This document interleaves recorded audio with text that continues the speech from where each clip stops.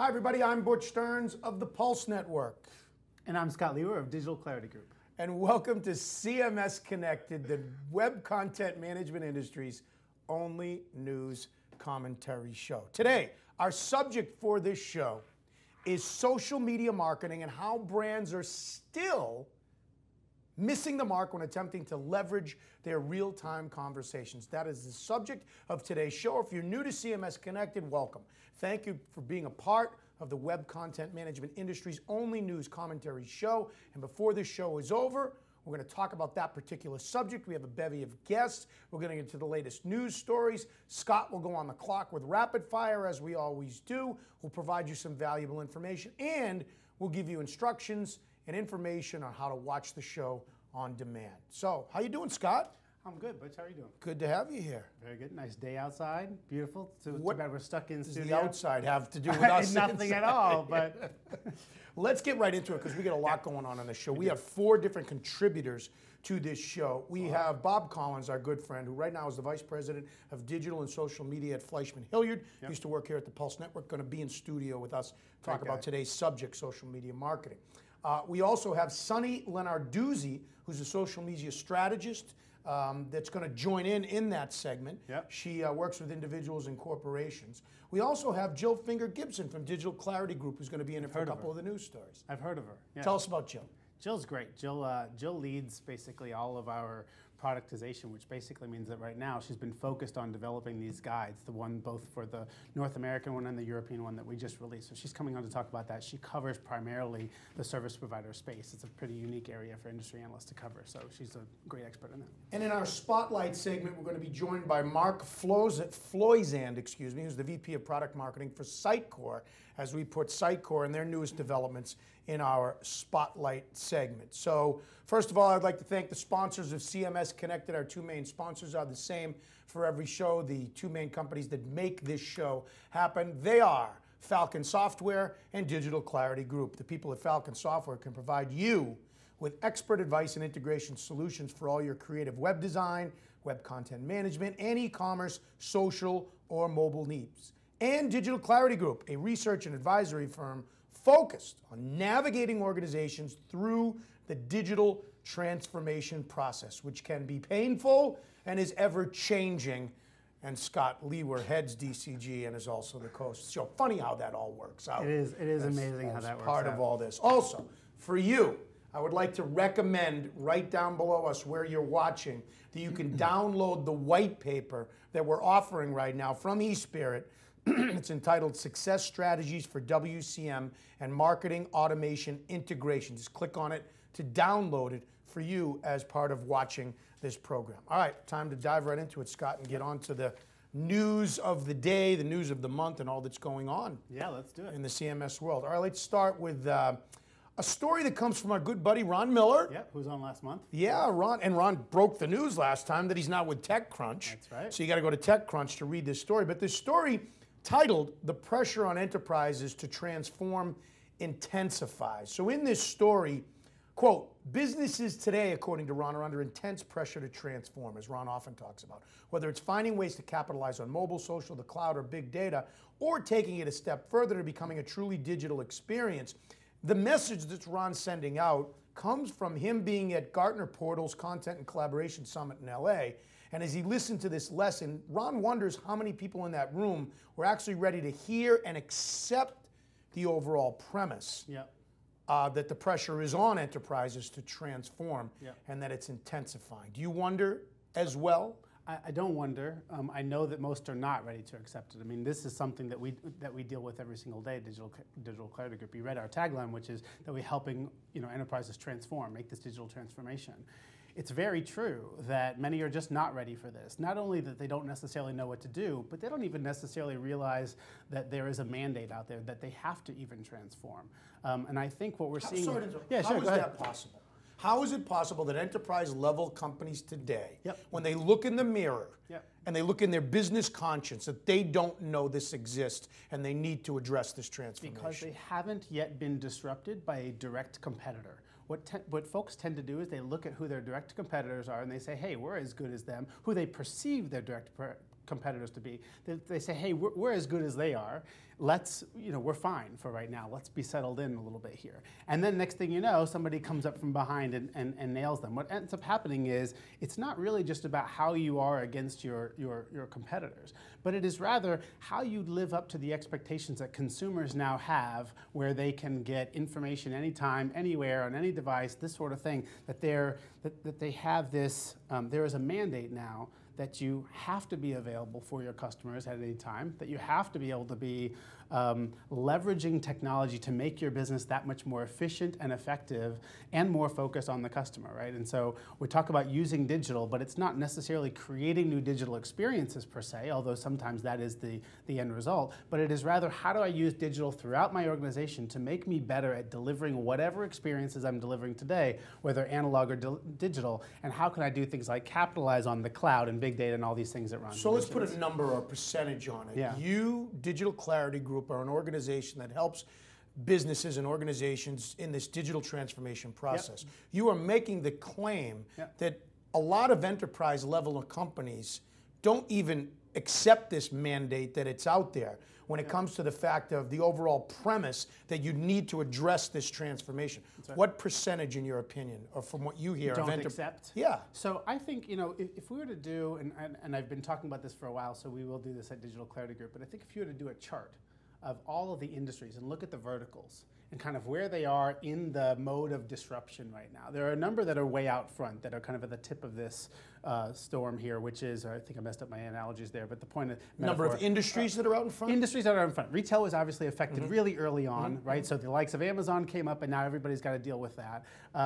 You think about financial services, right? Banking, all that. Absolutely, healthcare. But then there are others that are further behind. Frankly, large technology vendors, like the ones that are talking about how they're going to help you through the disruption, are being disrupted themselves.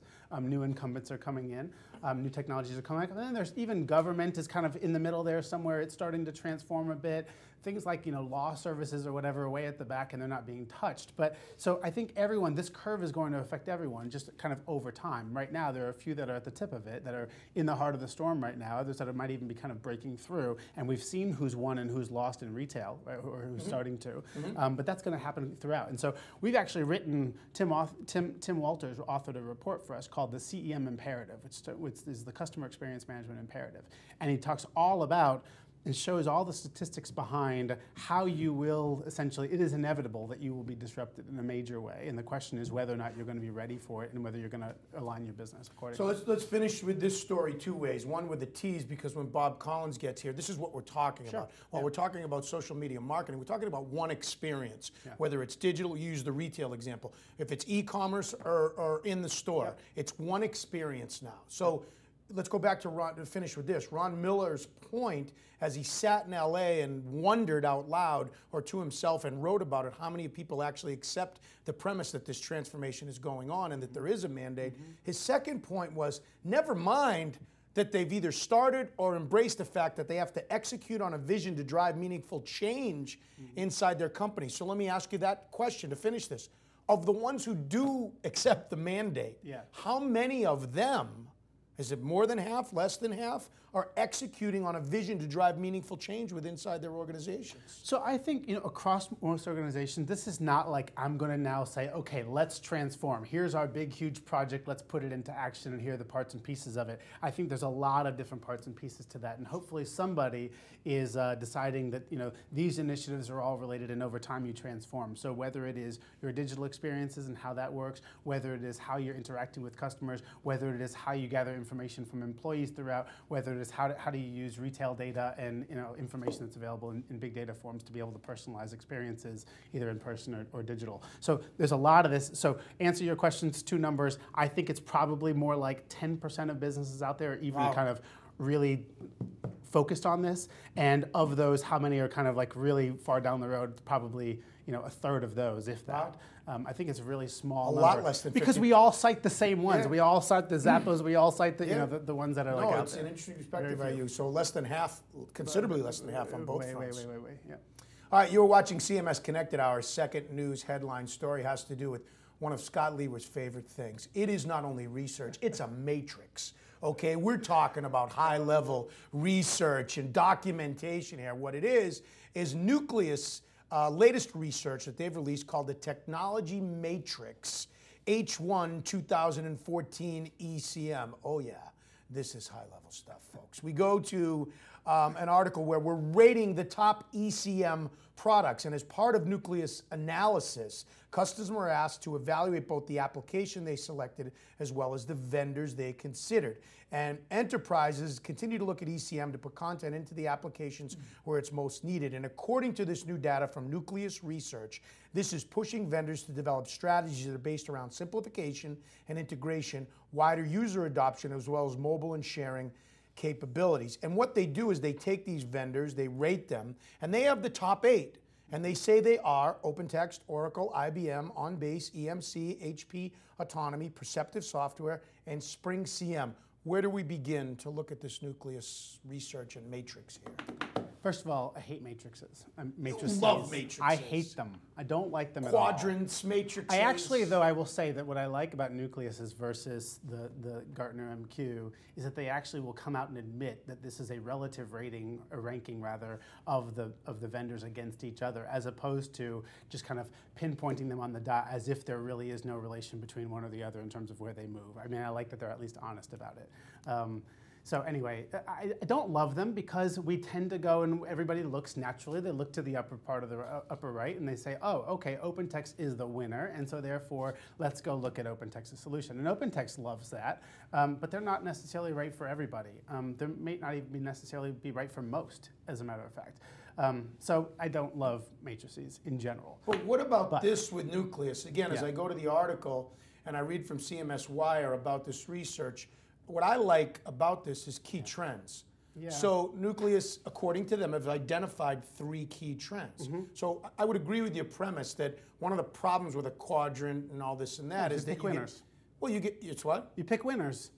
Well, okay. Basically, you're picking winners. We love that. That's why ESPN is so successful with their lists. Commentators like us do, analysts like them do, but when people are in the midst of buying and they're figuring it out, there's an awful lot of misinformation associated. I might even say disinformation associated with it, because every company is picking this up. They've bought this, they've made this quadrant or this whatever it's called, this matrix, according to the needs of some very high-level enterprise company, and said these are the ones that stack up against these way that we're going to go and rate them. And then some mid-market company comes and looks at it and says, oh, we have to get OpenText. So that's a challenge. But anyway, I think really quickly the notable thing that I'd say about this one, which kind of astonishes me, is they talk about these trends, which are simplification, integration with others, and this mobility and collaboration.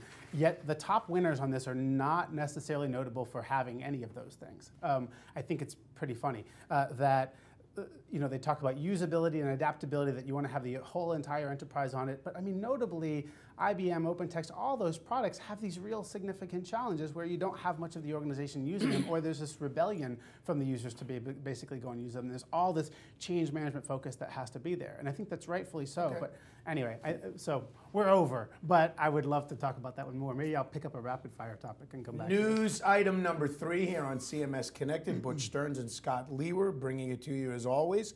The web content management industry's only news commentary show. And we go to an article again on CMS Wire by Dom Nicastro, who we quote many times. And this one is about core media promising seamless customer experiences. According to Doug Heiss, Global Product Marketing Director at Core Media, there is a lack of integration among e-commerce and content providers. Customers are not getting that single brand experience they want. But Heiss tells Dom and CMS Wire that Core Media has a solution.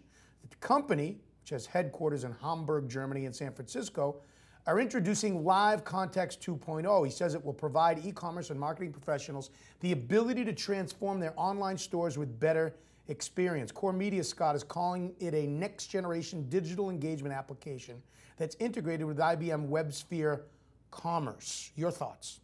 Yeah, I think the most notably interesting thing about this is how Core Media is being used, at least kind of primarily in the US, most with their SAP integrations and with their, now in this case, IBM integrations. I talked to some of the senior execs at IBM about their relationship with Core Media, and they actually really like it. IBM knows full well that it requires its full, the way that it delivers personalization and things is through its full WebSphere portal, and that's required in order to deliver personalization for them.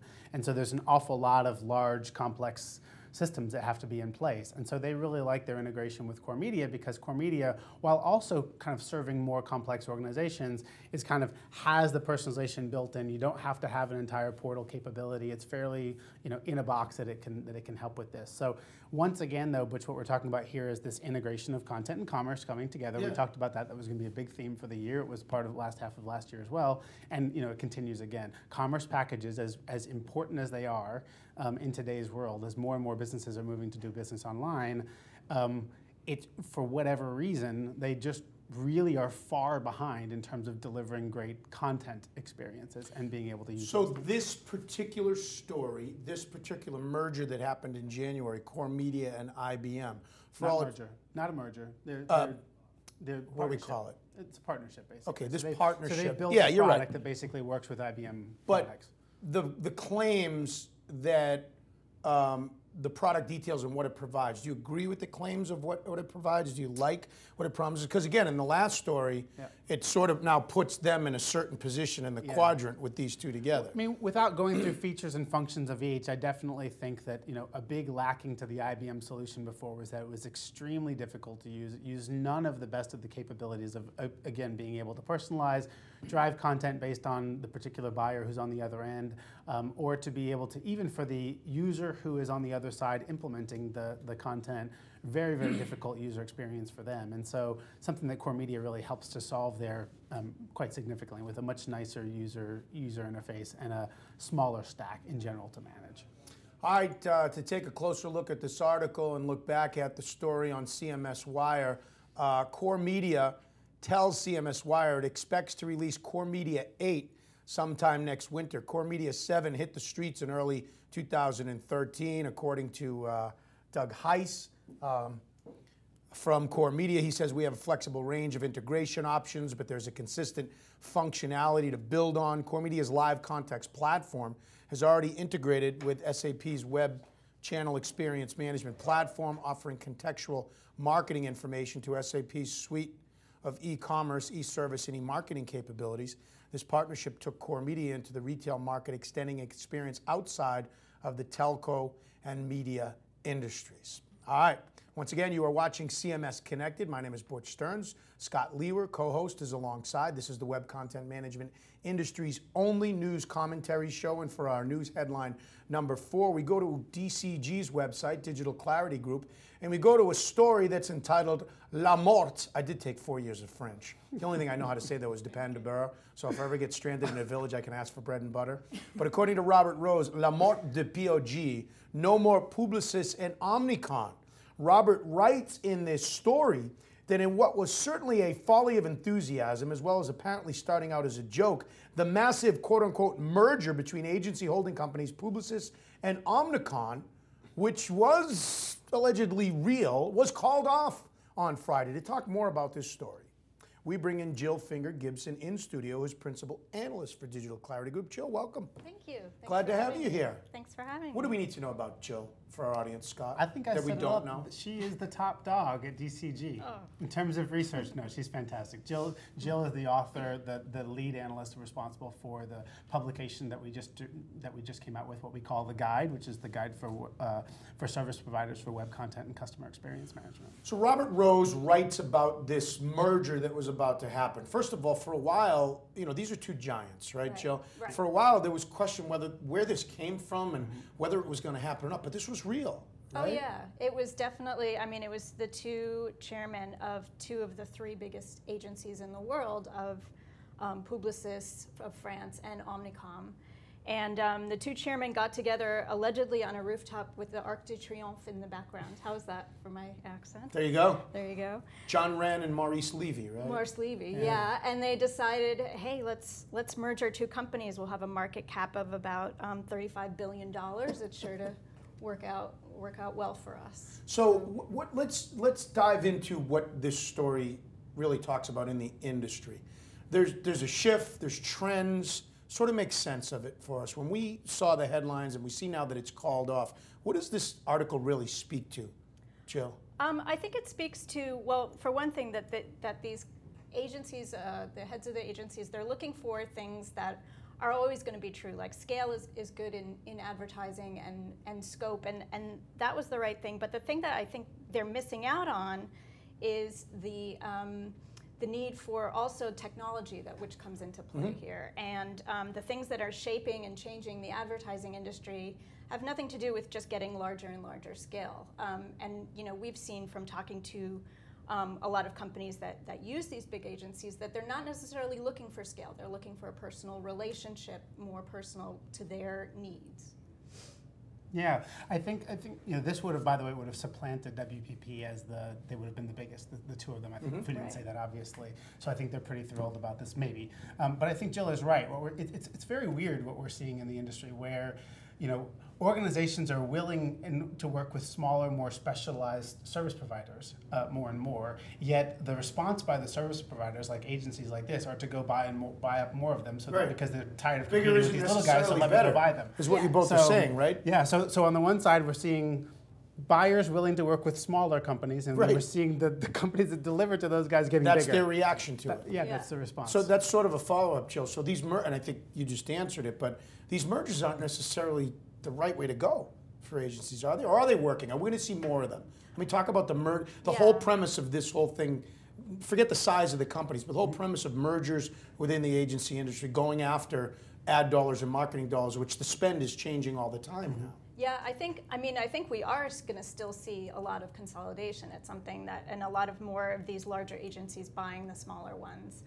But I'm not sure that that's necessarily always going to be the best way for these guys to be serving their customers. I don't think that it's a case that just getting bigger and bigger and bigger as buying more and more agencies is going to necessarily meet their customers' needs. I think ultimately you deliver at the level of the agency, not necessarily at the level of the holding company. So what we're seeing is when agencies buy other smaller agencies maybe, then you see them kind of really forced to integrate them, and they have to try to provide consistency from office to office, even if the one office is a former company, and then so they're really trying to integrate at the agency level. But at the holding company level, there's the kind of unknown thing is that there's very little interaction even between the agencies within a holding company. Like we talk about the WPP Global, or the Publicis or whatever, yet the companies within them don't really work together very much at all unless there is a personal relationship that they've kind of driven it themselves, but they're not necessarily incentivized to do so, to leverage each other's capabilities. In fact, they're incented to compete in a lot of cases, which is directly So before we move on to our next story with you, Jill, a final comment from you about this. Besides all the newsworthy part of had this merger gone through, had they become such a monolith, if you will, what benefit would there have been for clients? Well, that's a good question. I mean, I think one of the things that they've been trying to do is to answer the need that they got all these big global companies, the Microsofts, the Coca-Colas. These are companies that have offices in nearly every country in the world. So they're trying to match that. They're trying to match the size and the scope. But in reality, I'm not sure that, especially with the way technologies are at this point, that that's necessarily what companies are looking for if they're looking for that kind of scale. Yeah.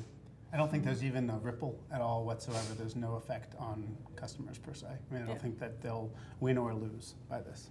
Headline story number 5 here on CMS-Connected. I'm Butch Stern, Scott Lewer, Jill Finger-Gibson of DCG joining us in studio. Headline number 5, you know it, you love it, you want it. It's out, okay? We're talking about it once again. Digital Clarity Group's 2014 European Guide to Service Providers. I'm going to try to say this without looking, but I can't possibly do it. Digital Clarity Group's the guide. European Guide, 2014. I can't do it. Good enough. To service providers for web content and customer experience management is out, of course, as we know. We talked about it last show, Scott. The research for the guide began in 2014 in September. Jill, you spearheaded this research. You led this. From a simple nuts and bolts perspective, what do you want people to know about this guide? Where did it come from? What's the importance of it? What's the value of it? Okay, well, one of the things that we think, besides the fact that it's a unique amount of information, we put a lot of primary research into talking to the companies that were in the guide, is that the whole web content and more broadly customer experience management is so incredibly difficult and comprehensive and complex that more and more companies can't just undertake it alone. They need to find partners. And there's not necessarily, despite what a lot of the agencies say, one full service company that can do everything from end to end. So what this guide is looking at, particularly in the European context, is what agencies, what digital agencies, systems integrators, other types of companies we call under the umbrella service provider, what they provide and how you can differentiate between them in deciding what their approach, if their approach meets different company needs. So Scott, really, the simplest way to put it is, the word guide says it all. When you're talking about web content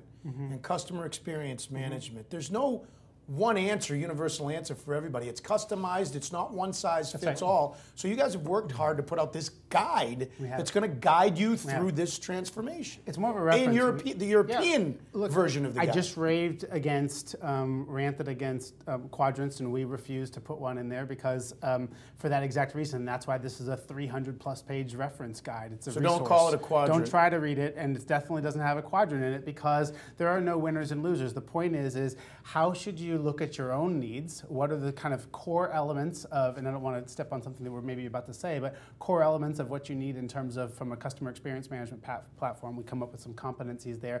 And then we talk about how each one of these brings that to market. Is that a thorough part of their approach every single time? And when we've talked with their customers, when we talk with them, when we talked with others, so that you can basically decide, okay, I need these things. Who should I go look at? Let me whittle down my list. And now how should I look at them? And then how can I go about that evaluation process? So, Jill, before we say goodbye, I mean, when you look at the guide, the way you did this, identifying, connecting with over 150 service providers, conducting 45-hour-long interviews. Congratulations on all the work you did on this. Analyzing the data from all of that. What are people going to find out when they download this guide? When they go to get it? What's the real value for them? I think the value is that it's not necessarily intuitive that some of the companies that say that they can provide all these different services are necessarily the ones that these companies will really find meets their needs. So there's a whole range of different types of providers in there. Some of them are better at the systems integration side. Some of them are a lot better at sort of the social media, traditional agency stuff. And I think they're going to see that full service doesn't necessarily mean the same thing from provider to provider. It is Digital Clarity Group's 2014 European Guide to Service Providers for Web Content and Customer Experience Management. You can go to digitalclaritygroup.com, right? Yep, Find absolutely. out where to It's get there. it and download it.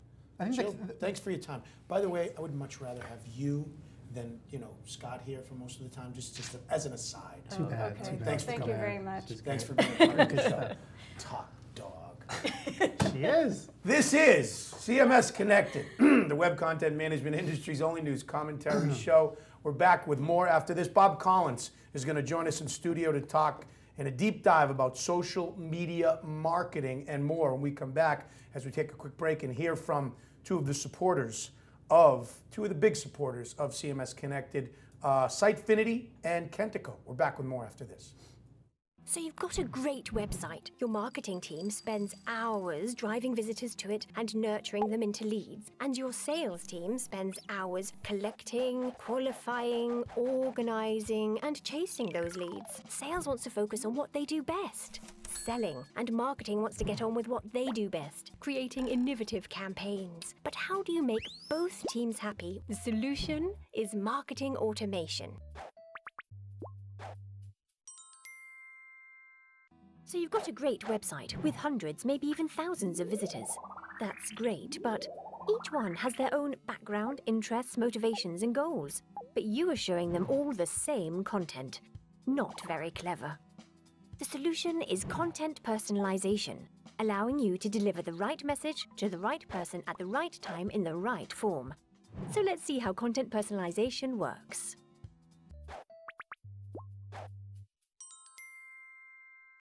Telerik Sitefinity CMS is an online platform designed to align collaboration and deliver fast results for any requirement. It's a system that empowers businesses by streamlining content management centrally for any campaign, website, or channel. Telerik Sitefinity CMS brings your creative ideas and content to the mobile front easily with a powerful, responsive engine and multi-strategy mobile arsenal built right in.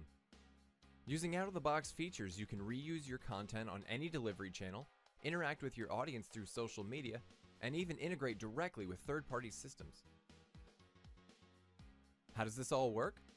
By understanding the nature of your content, Telerik Sitefinity CMS allows you to build once, deliver anywhere, using an advanced feature set and state-of-the-art drag-and-drop interface that's powerful by default and extensible by design. You can build gorgeous, blazing fast websites and get the results that over 10,000 of the most innovative companies are already enjoying. Go to Sitefinity.com now and try it for free. Telerik Sitefinity CMS, winning customer experiences.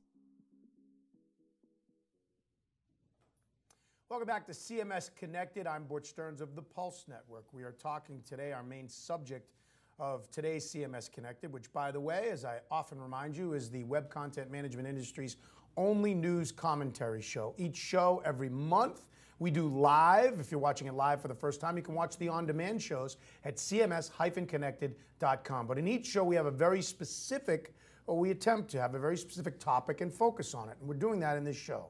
And it's social media marketing, the ongoing challenge that brands face when learning how to interact with today's customer, empowered customer, and using today's highly evolving social channels. And to have this discussion, we bring in a good friend, a longtime friend, and an old friend, Bob Collins, who right now is the digital and social media, what is your title? VP of Social and Digital Media. Of Fleshman. Bob, welcome back. Good to have you here. Good to see you here. You, good to see you. Good to be here. Bob graduated from the Pulse Network and went on to Yes, he Fleshman. did. Many moons ago. So it's good to be back here and good to be talking about new trends with digital and social media today. So this is a subject and a topic that you're passionate about. You've talked about it your whole life.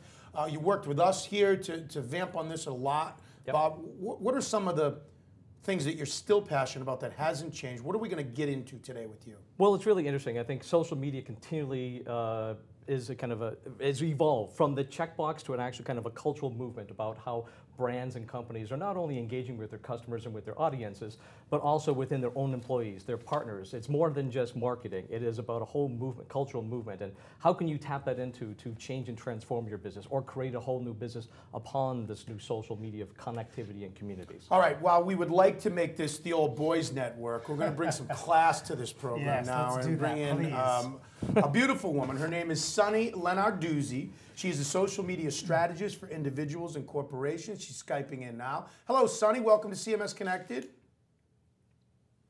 Good. How are you? I'm good, thank you. So for people that don't know about you, Sunny, tell us a little bit about yourself. And again, sort of the same question I threw to Bob. Why are you so passionate about this subject?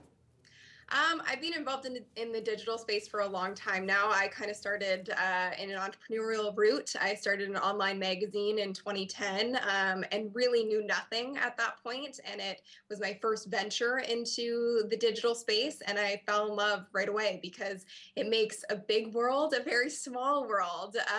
And it's the best networking tool out there. And at this point, it's an undeniable part of business strategy. And there's a lot of businesses out there. And I've learned from firsthand experience that aren't necessarily using it in the best way or in the most effective way.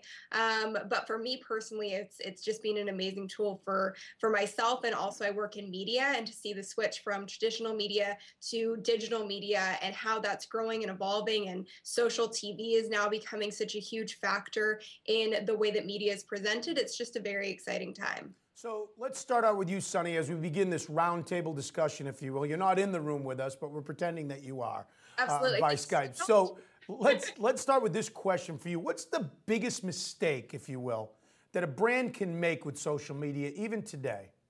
Well, I have a few answers for this, but the first one I would have to say is obviously social media on a certain level is a sales tool. Brands know that. That's why they use it. They want to get sales out of it. That's mostly the objective. But of course, there's other objectives as well. And that's really my first point, is that I work with a lot of corporations, companies, brands. And when I sit down with them to talk about strategy, the first thing I ask, the most important question is, what is your objective? And it's shocking to see how many companies don't have an objective, and they just say, well, everybody else is on social media, so we figured that we needed to start a Twitter account too. And it's just not that simple. It may have been a couple of years ago just to have a bit of a presence, but at this point you got to be a lot more strategic. Consumers are smarter. It's about empowering your audience and the people that support you, and having real conversations with them. And that brings me to my second point, which is really authenticity.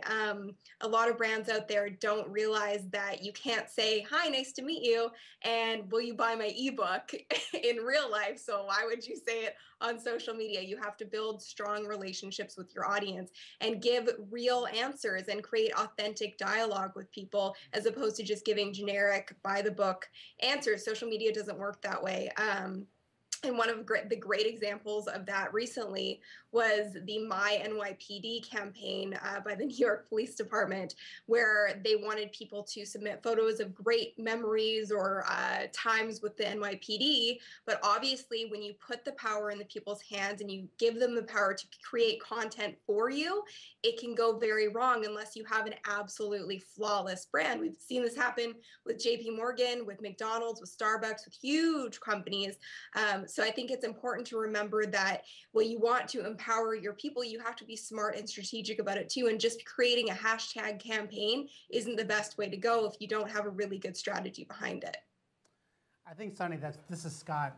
Nice to see you. I think that's some really good comments there by you, especially the point about being authentic. As an industry analyst, I find so often we're evaluating technologies in this space, and so many of them are all about how do you automate social, and isn't that just completely counter?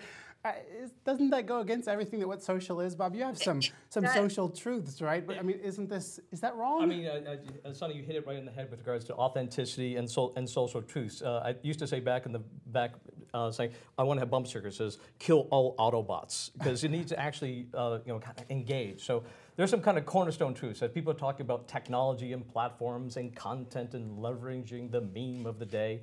At the end of the day, it's about behavior. And it's about certain cornerstone social truths, like be human. Embrace the power and spirit of your brand. And let's say you're a manufacturing company, that should be maybe around innovation. If you're a retail organization, it may be around design and creativity. So embrace the spirit, notice the culture of your brand. And also celebrate communities. And with that, there's some kind of core principles of then how to engage, which is like brands should take a back burner to the customers and take a back burner to customers' needs and stories. They should celebrate the audience, not themselves.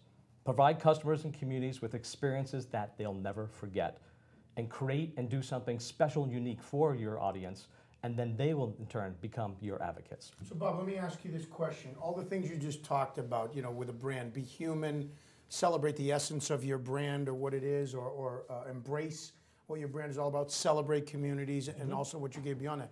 Is it the same for B2B companies as well as B2C? It's absolutely the same for B2B and B2C. How so? Very simply is because humans buy from humans.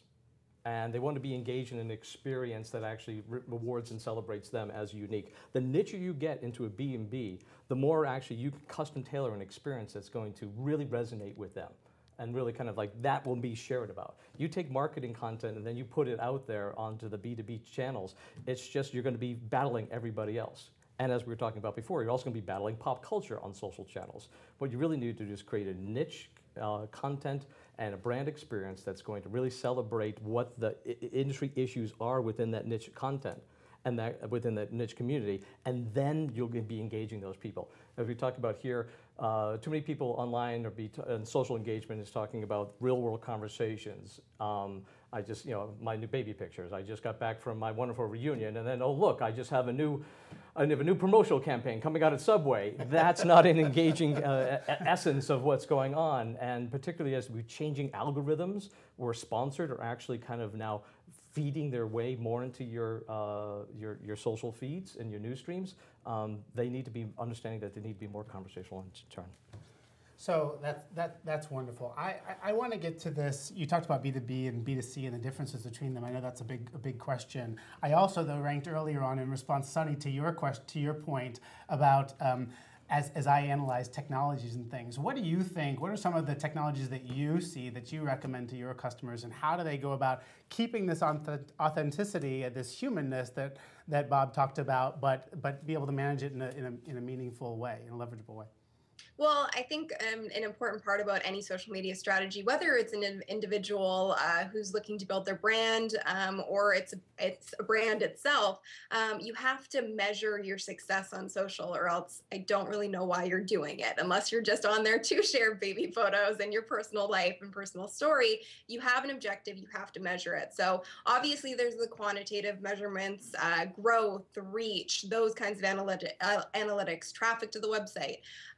But for me, what's more important is looking at things like engagement, the quality of the comments you're getting, what kind of feedback are you getting, looking for mentions that aren't mentioning your specific handle, but if you're creating search streams and Google alerts for your brand, you can see what people are saying about you and you can get to them first before it creates a firestorm of negativity, or it's firestorm of positivity in some cases.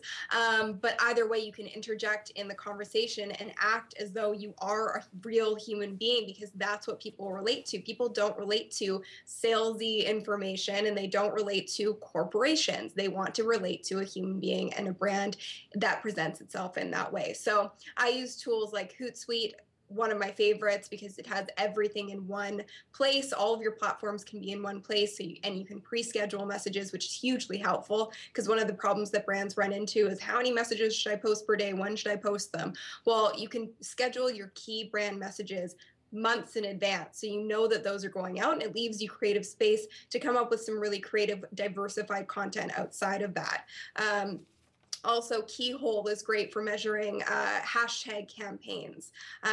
Facebook analytics, if you're not using those, start, because they're hugely helpful, and they can give you insight to what's working and what's not, and what your audience is engaging with. And on the note of the algorithm, you need to know what people are engaging with, or else your content is just going to disappear in people's news feeds if they're not ever engaging with it at all. And also Twitter analytics is hugely insightful too, and also helps you tailor your content there. So lots of different tools to measure success, and definitely need to be used. So, Bob, let me put you on the spot if you don't mind. And Sonny, you can follow up with this if you want. I couldn't agree more about measuring success on social. You need to figure out how to do that. And then I couldn't agree more about the quantitative, but also the qualitative. Do you have a specific example, a case study or a success story of somebody that's measuring quality engagement, and how they, because I think brands struggle with that. I think don't they today still? It's interesting because social still tends to be, was supposed to be this transparent breaking down barrier, but yet it became siloed within a siloed, and they tend to sometimes measuring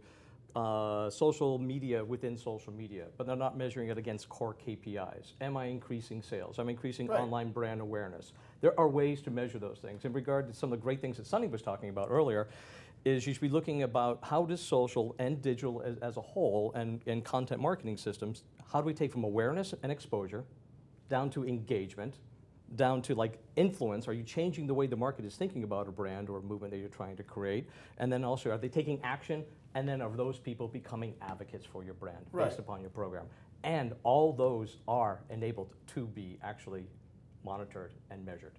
So Sonny, Bob's saying that you not only shouldn't you shy away from tying social eventually into results, but you need to do that when you're starting about measuring it, right? Absolutely. Yeah, I think it's a key part of growing your business online and growing your strategy for sure. And I think one of the key things also, and Scott, I'd love to get your opinion on this, is that you need to know what you want to be measuring and what is your business goal as you are designing your CMS system, you're designing your social and your digital ongoing strategy. It's sometimes you kind of do it the cart before the horse. You need to know what your goal is, and then you design it that particular manner, and then you can measure it accordingly. Yeah, I think you're completely right, and it's not just, by the way, it's not just how you're going to measure your social strategy. It's going to be how you measure your marketing or your wider organizational strategy, because I think the thing that we see an awful lot and Sonny, feel free to chime in here, is many larger enterprises, they have a social team and a web team and this team and that team, and the social team has their own metrics that, yes, they have metrics, they're driven by metrics, but it happens to be like things like likes and whatever, and so therefore they're more incented to post pictures of kittens climbing trees than they are something that has to do with what the rest of the kind of marketing strategy might be, because they're going to hit those metrics more easily. I mean, is that fairly common? And at the end of the day, someone up the line is going to be going back to our KPI.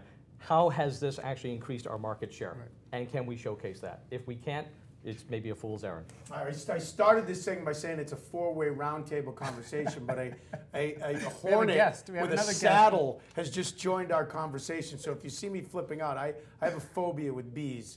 So I think it is a five-way conversation. Sonny, be glad that you are not live in studio. Exactly. So we're premiering Sonny, the new Ant-Man movie. For the sake of time, let me get to, again, the name of the show is CMS-Connected.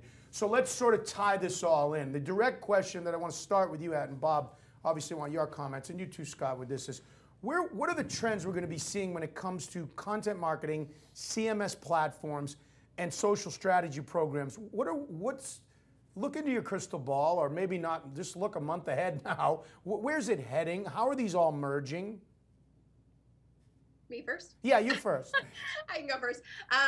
Well, the major trends moving forward is obviously based on the changing algorithm that we mentioned earlier, with Facebook in particular, is brands really need to get on board with the fact that their organic reach is plummeting.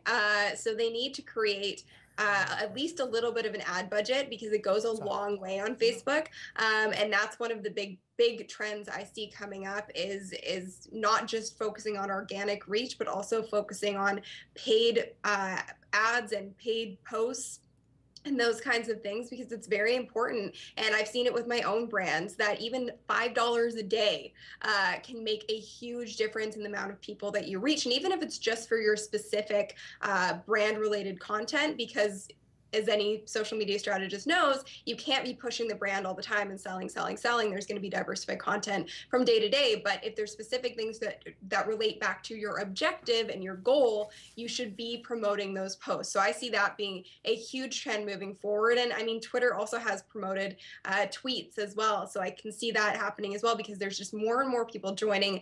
The news feed is getting more and more cluttered. And Twitter also just introduced that mute button. So that just goes part and parcel with the same theme. Yeah, I was just going to say, independent of the, I think paid and sponsored is going to be a critical element to any social strategy, just due to the ever-changing algorithms du jour that are coming out from the social channels. But I think independent of Facebook and Twitter and Showcase from LinkedIn and some of those elements that you can kind of hone in on and sponsor to kind of elevate your message there, I think you're going to see a movement of CMS's programs going to be coming beyond publishing and sharing content. They're going to become almost like social channels themselves. So they're going to become communities. They're going to be bringing people together. And within that CMS platform, I imagine there are going to be subsets of different communities that can connect with one another. The conversations will happen on the various social channels, but the meeting place of nurturing that relationship, I see, is going to be happening more and more, presenting a great opportunity for CMS providers. Let's get some final comment from both of you, Bob, and from you, Sonny. Sonny, let's start with you. We started the premise of the show when it talking about social media marketing is that most brands aren't leveraging, or at least to the full effect, their real-time engagement or their real-time conversation. So if you will, give us a couple of basics, maybe bullet point basics for companies that other companies should look at. What are the successful companies doing that are leveraging their real-time conversations that we can learn from? I mean, a lot of it comes down to time management, in my opinion. If you look at a brand like Nike, they're doing an amazing job of delegating certain tasks to certain people. And so you get real-time responses from this huge brand with a massive following who's getting thousands of mentions a day, but they recognize you. And that's what social media is all about. People want to be acknowledged. They want to be heard. So acknowledging people and really paying attention to what's being said about your brand, that's hugely important. And that's one of my basic tips for any company is whether you're big or a small business, you need to delegate yourself at least half an hour in the morning, half an hour in the middle of the day, and half an hour at the end of the day to just check in on what's being said about the brand, where you need to respond, what you can schedule for later, who you can delegate a response to so that it's a quality response and not just a generic one. And also another big tip for any company is don't push off social to your interns and don't hand over the passwords to people who maybe aren't going to be there for a long time. We've seen absolute meltdowns in the past. HMV last year, where their social media manager or strategist had all the passwords and nobody else did, and she was fired and she went on a complete tirade. So that's something that every business manager needs to know. So wait a minute, interns are not qualified to be the voice of my $100 million brand? No, why? Not exactly. Well, hey, they may be qualified. They may be very smart. I know a lot of great interns out there, and I've had my own great interns. But at the same time, it doesn't matter if it's an intern, a manager, or whatever. Nobody's going to be at the company forever. So why would you put your passwords in their hands and not pay attention to what they're doing? And that's why Hootsuite, again, is a great tool because you can delegate certain things to certain people and create team members without having to give over all of your information for the account. She is Sunny Lenarduzzi, a social media expert. Sunny, you give yourself a plug. Where can people find you if they want to learn more about you, if they're interested in reaching out to you? Well, my website, sunnylenarduzzi.com, and Twitter, of course. Say hi anytime at Sunny Lenarduzzi. Sunny, thanks for your contributions to CMS Connected. It was a joy having you on the show. Thanks for having me. All right, Sunny Lenarduzzi. So again, Bob, very briefly, Very briefly? Well, to the point. No, to sum it up. A follow up to what she said of what brands need to do to leverage their real-time conversations. I think it's really important that brands can't, as Sunny was talking about, brands can't put marketing in charge of the conversations. They need to be engaging in this back and forth. And realize it's not about the brand, it's about the community and what they can do to embrace and enjoy and reward that community. Get them, recognize them, and build experiences that they will turn around and become the advocates. And the only other element I would recommend is that a great post from John Patel says, as we're moving forward with social, don't build on the land you don't own. Engage in social, be on those channels. That's where the conversations are happening at, but make sure you're also where you're nurturing and as you're building those strong relationships, you also have your strong own profile and content and destination for people to engage with you and your brand, that they can get a deeper relationship with them, because they could change something at a moment's notice, and all those relationships you spend millions of dollars and funds of years building could vanish in a moment. So make sure you build on your own land as well. Bob Collins, VP Digital and Social Media at Fleischman Hilliard. Twitter is where people can find you. Twitter at Robert Collins, and over at robert.collins@fleischman.com. Great to see you, my friend. Good to see you. Thanks As for coming always, on the show. Thanks, Scott. All right, you are watching see you. CMS Connected. Bob Collins in studio. We say goodbye to him and Sunny Lenarduzzi now. Scott Lewer of Digital Clarity Group and myself. For those of you who have not gone back, maybe you watch the live shows and you don't watch the on-demand shows, just go to CMS-Connected.com. When you go there, you will find all of the previous shows on demand. Just go to CMS-Connected.com. You click on up on the top, shows on demand, and you can find all the previous shows, because we've been doing this show for almost 2 years now. And this show today about social media marketing, there have been other specifically focused subjects and topics that we've done. And you can find them right on the top there. See where it says shows on demand. Just click on that. You can go to previous shows. You can see all of our guests, all of our segments that are focused by the subject that maybe you are interested in if it's not social media marketing. Wow, that was a lively segment, Scott. It was indeed. I love the quote. I just loved Sunny's comment about don't leave social to your interns. But how many people do? No. Hey, we know we need to do this social stuff, so let her go tweet. Let him go tweet. It's just an accepted practice, and it's just, I think it's a spot on. So you have to be genuine and authentic with your brand, but we'll give it to the 22-year-old who just graduated from college. Hey, they did spend $250,000 on their education. Yeah, absolutely. Must be worth something. Somebody's paying for it. All right, time for our In the Spotlight segment. In today's episode of In the Spotlight, we are going to be taking a look at Sitecore.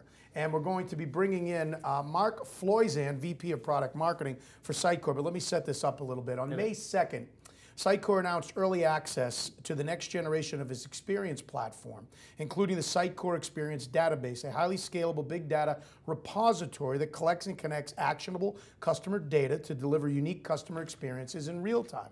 Marketers can view the entire experience of every individual customer that engages with their brand through the Sitecore Experience profile, and that's what Sitecore is doing. So joining us right now, as I mentioned, is Mark Floisand, VP of Product Marketing for Sitecore. Mark, did I pronounce your name right? I'm sorry if I did.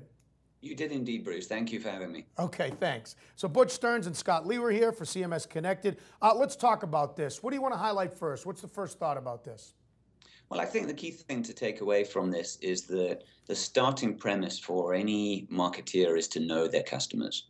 And that sounds trite, but if you think of what marketeers have had to do and had to grapple with for the last few years is, as per your previous segment, whether it's social or, other iterations prior to it, marketers have been adding additional systems to do more interaction and find new ways of communicating with their customers.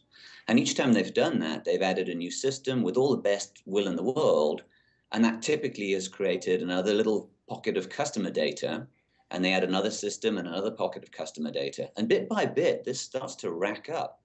And so what we now have is a world where marketeers are kind of struggling to put all of that information about those customers back together and really get to know their customers, because they need that technology to communicate with them and to automate these processes of dealing with millions and millions of customers. So knowing your customer is about kind of collecting that information back together, connecting it so that you can see the real person who's behind all of these disparate systems and devices. So one more follow-up on that, Mark, if you will, from a general sense, before we get to specifics about Sitecore and this announcement. When it comes to customer experience, we all know that, you need to understand your customer better. Then you need to gather the data. Then you need to analyze that data and do what you need to do to have real-time, authentic, genuine conversations, both in a quantitative way and in a qualitative way, right? So a little bit more about that. Sure, you're absolutely right. As consumers, we've all become very demanding and expectant of what we, want from our brands. The organizations that we give our money to, we have a pretty high bar now of how they interact with us, how they communicate with us, and therefore how we expect to be treated online, on mobile, and on social. And as such, what brands have to do is be able to take advantage of all the information that they have about us as consumers and shape experiences unique to each and every one of us. My expectation interacting with a brand that I'm giving money to is that they know me, they treat me like a person, and they want a long-term, lifetime relationship with me. For them to do that, they really have to take advantage of gathering this information together and using it in real time so that any next interaction, whether it's that next click on the website, click on a mobile app, a response on an email, whatever the next step is in that moment needs to be based on the information that they have about me, my preferences, my implicit choices, the explicit information I've given them, and they need to use it to shape each of those experiences uniquely to me as a consumer. And that's the bar that's out there right now for marketeers, and it's only going to go up. So let's talk a little bit more specifically about the next generation of your experience platform at Sitecore and this announcement. It brings unlimited data capacity for real-time customer experience management at a global scale. What are the real key benefits of this announcement and what this can do for your clients at Sitecore, Mark? Sure. So think of this as a way of taking any limits that marketeers have previously had to grapple with away. So no limits in terms of the data that they can now store. And what that means is that every interaction across every experience or touch point, whether that's the web or social or mobile or e-commerce or in-store or wherever it happens to be, all of those channels of touch points to engage with customers, all of that information is now stored, connected, and made available for whensoever that marketeer needs it. Because let's face it, there's going to be a time in somebody's life where 2 years down the track, they're going to find something in their data that indicates a really interesting segment to talk to.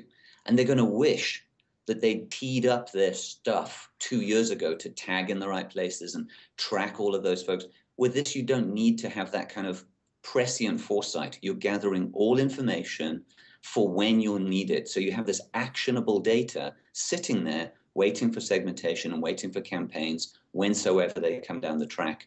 And the benefit of the way that this experience database is structured is that that data is massively scalable, using technologies that enable there really, again, to be no limits on the data that marketeers can host.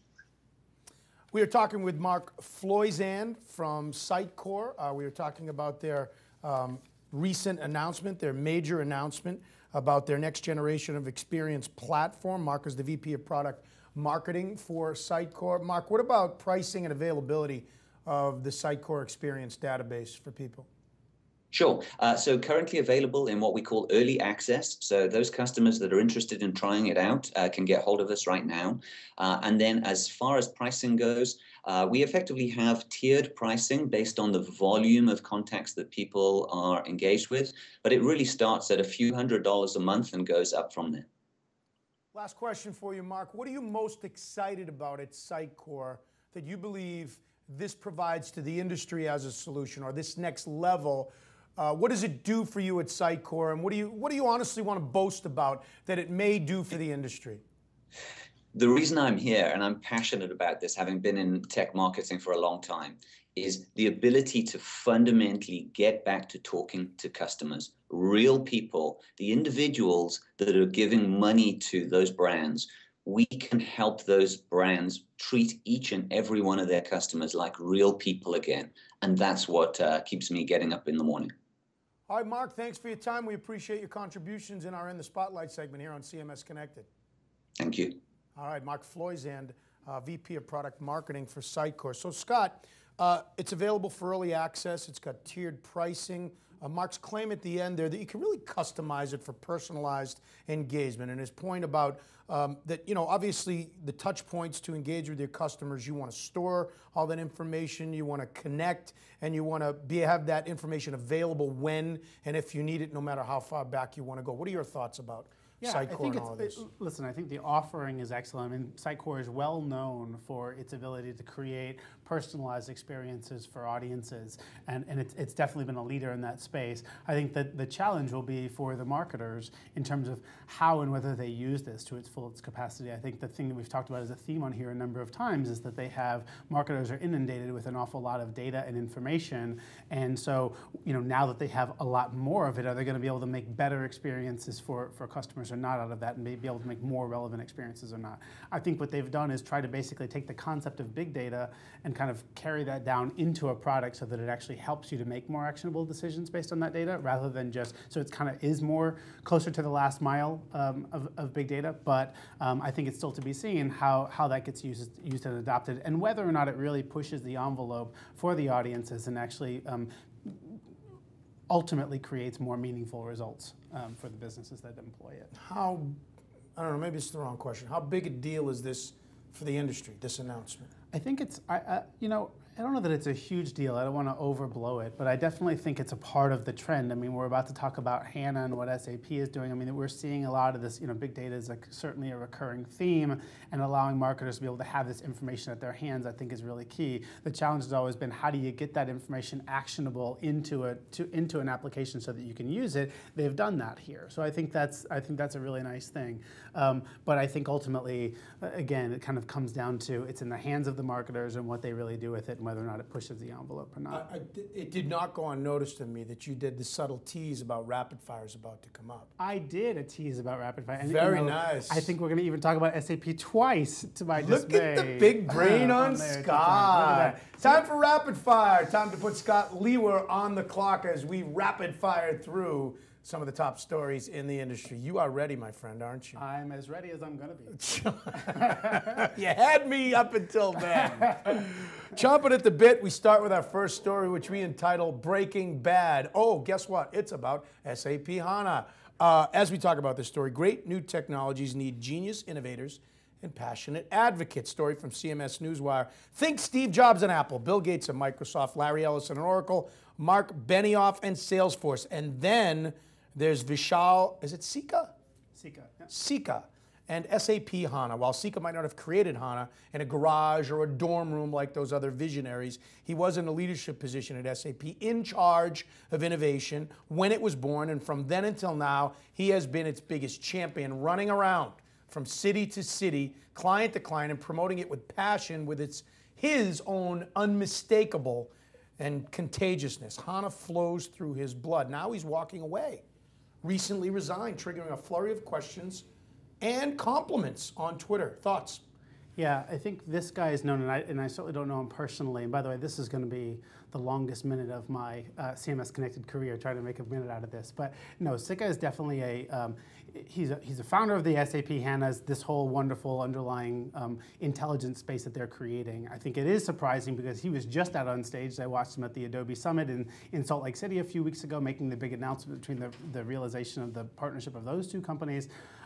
I think ultimately, though, we're going to talk about, in another rapid fire segment, that SAP is continuing to evolve and that they are in fact shifting to the cloud. But I think he leaves them with a great legacy, that HANA is ultimately this system that does allow for this big data capabilities in the future. And I think for them the strategy is going to be more about how can they allow other systems to leverage that platform and make use of that. And so maybe his time was done. I mean, I think there's some conspiracies about Bill McDermott was going to become the CEO and he was looking for that spot. I have no idea on that, but he certainly left them with an awful nice product and a leader in its field. All right, rapid fire, our next segment, Personal Touch. Our own Scott Lewer, co-host of the award-winning CMS Connected here.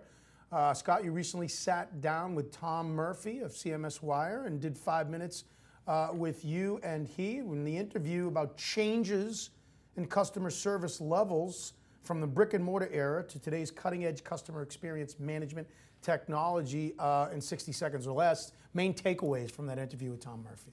This was a really fun interview. I was excited to be a part of it. Tom had a very strict guidelines that I couldn't give more than like 45-second answers, so it's even more pressing than this particular segment of the show. But it was really great, and I think we got into some good line of thought, good line of talking there, even though it wasn't anticipated, which is the notion of the difference between personalization and personal touch.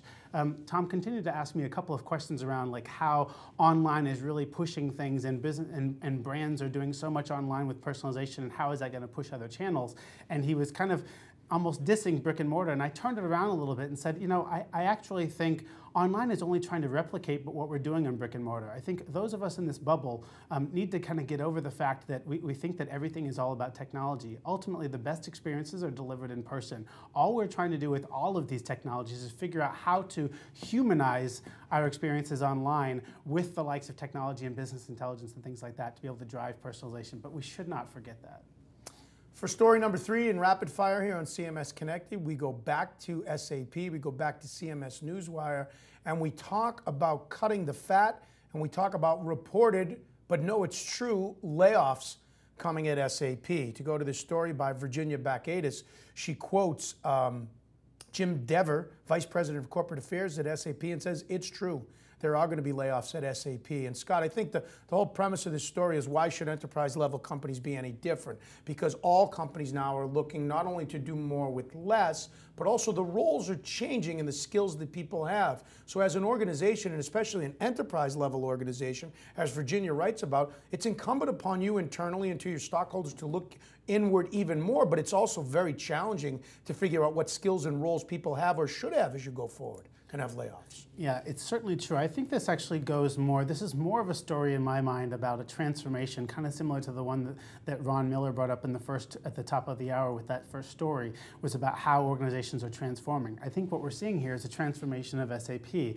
I don't think this is a story as much about being fiscally responsible and cutting fat as our headline calls it. I think it is really, instead, it's about changing the business over to become kind of work in the new way. So SAP is well known for its kind of client server base and background, and I think as they talk about shifting to the cloud, as they talk about shifting to become more of a subscription service, as they talk about shifting to evolve and use the latest and greatest in all these big data and technologies, they have different skills that they require now. And so I think what we're seeing here is, while it's, I think even Bill McDermott might have been quoted as saying that while certainly there will be some layoffs because they don't need some of those older skill sets anymore, overall they expect to actually hire more and have a net greater amount of employees by the end of the year. It's really just a about the transformation, and we're seeing them lead us through that. And it's certainly good to see that from the vendor that it's trying to tell us to be able to change. Rapid fire story number 4. Gartner being called out. Is there a new dog on the block, if you will? Well, yes, there is. According to this story, G2 Crowd Grid, which is not a new dog, been around for a while, but the Chicago-based company, which touts itself as Yelp for enterprise software, has raised $2.3 million in its first institutional round of financing, with their eye on capturing some of Gartner's $6.2.8 billion market cap. The crowdsourced software review service G2 Crowd is challenging Gartner. Are they, Scott? Have they begun to? So listen, it's not to say that Gartner is certainly not right for disruption. I mean, we're part of that disruption ourselves at Digital Clarity Group. But I would say that generally disruption in this space, certainly we are moving towards a more of a crowdsourcing philosophy, and we're looking to the crowd to be able to get information, and we should do that. But I think that unfortunately the challenge with these kind of consumer-only or buyer-only facing analyst groups, including some that we compete more directly against, is that their value prop is, we don't just take information from the vendors. Well, unfortunately, by its very definition, the information is going to be outdated. No customers on, or very few customers are on the most recent version of the product, and certainly none of them have insight into where the product is going. So all the information when you're buying, you're trying to think about from now forward, and information that's going to make it onto this quadrant is going to be information from a number of people who might have had very atypical experiences that are siloed. It's nice that they do look to validate your resume through LinkedIn and that you are who you say you are. That helps to avoid some of the FUD. But that said, I do think it's kind of rear-looking rather than forward-looking. Scott Lewer here in Rapid Fire. We put him on the clock. We limit him to 60 seconds to make sense of all these stories.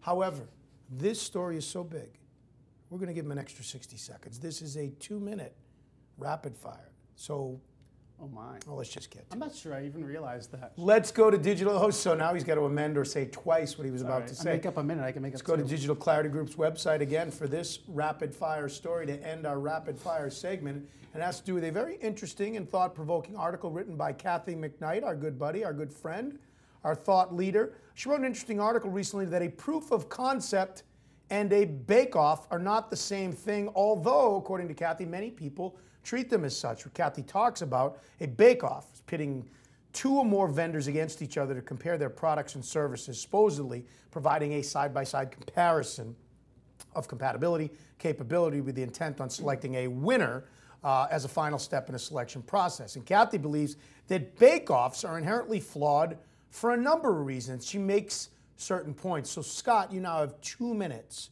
to delve into Kathy's points about why a bake-off is a little different than a proof of concept. Sure. So, yes, exactly. We at Digital Clarity Group really don't like the notion of bake-offs. Just to define quickly what that is, it's usually the pitting of vendors against each other in the final stages of a selection process, whether those be vendors of technology or whether those be service provider vendors. And the reason that I don't typically like this is for a number of reasons. Number one, we talk that it is essentially just a procrastination tactic that essentially just delays decision making. Ultimately, you go into that final part knowing who you favor the most. And I think what it does is it devalues essentially the role of that particular vendor in your future partnership by basically saying, we're going to put you in this cage match. Ultimately, what you end up doing through the course of that proof of concept is mapping features and functions against each other, which is diligence that you can do in other means. And I think that, like I say, it actually puts them through fairly unnecessary rigors that if you have a guide that's helping you through this process, like DCG or others, they should know whether or not the product is going to be able to stack up to your scenarios or not. There's also no reason that you can't go through a proof of concept itself, which is to have them come in and show you that it can stack up to those capabilities and those maybe custom integrations that it said that you could have, but that's not necessarily a bake-off. So we don't have to have 2 in the process at the same time. Let's pick our choice. Let's have them come in and tell them that if they stack up to what we think that they're going to be able to deliver to us, that they do get the job. It's a more collaborative role. It values their experience and their time, and it does not delay and serve as a procrastination technique. I'll also say quickly that, as I said, a proof of concept does not only apply to technology vendors, but I think also to service providers, that you should find some way to deliver what's usually a for-fee paid engagement for a couple of weeks, to have them do maybe a portion of discovery for 2 weeks and provide you a deliverable that you can now test.